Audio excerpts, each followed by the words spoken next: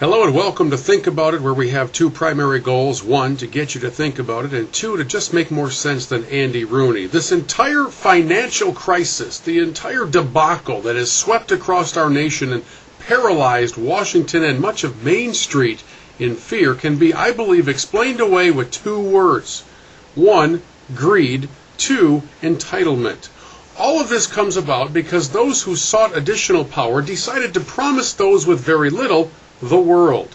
They said, you can't afford it? We're going to make sure you can afford it. We're going to order the banks to let you afford it, even though you can't afford it. The result of that, of course, is a credit crisis and the foreclosure of mortgages of homes both large and small. People making 1/4 of what they should, buying a house 4 times what they needed, and now you and I are being asked to pay for all of it. Here's what really baffles me. We're expecting the same people who made the rules to fix it. I don't understand that.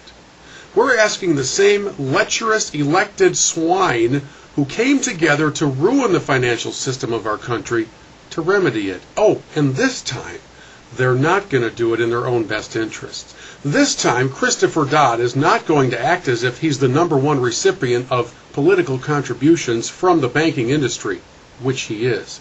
This time, Barack Obama, who can't even be bothered to go to Washington with "they can call me if they need me," he's not going to act as if in just 3 short years he's become #3 on the list of recipients from the same industries that are going under and asking you and I to bail them out.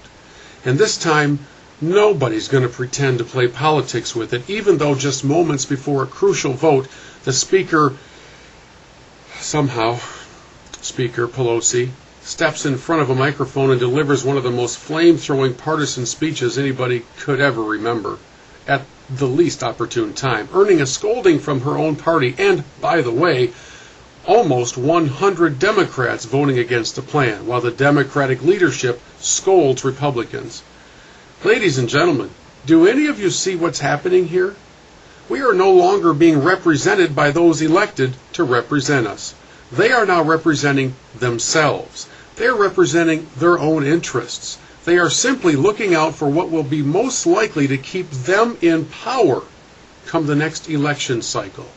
I would recommend to all of us, whether you lean to the left or lean to the right or sometimes walk right down the middle, that you give very careful examination to the recent decisions made by your local elected officials. Did you like the way they've handled this crisis so far? Do you feel like they're really looking out for Main Street, or are they continuing to just watch to see what's said and done and spent on K Street?